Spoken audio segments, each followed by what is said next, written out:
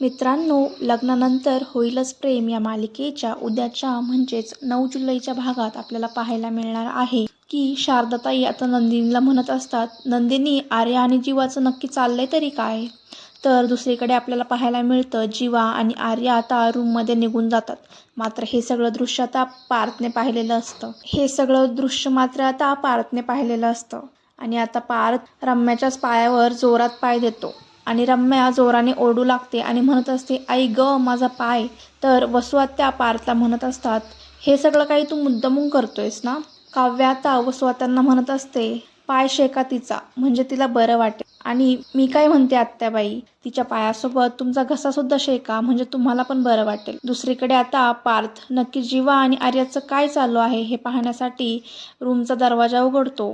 त्याच वेळी मात्र आता पार्थला सगळं पाहून धक्काच बसतो. आता नक्की पार्थने काय पाहिलंय, पुढच्या भागात काय होणार हे पाहण्यासाठी या चॅनलला सबस्क्राईब नक्की करा.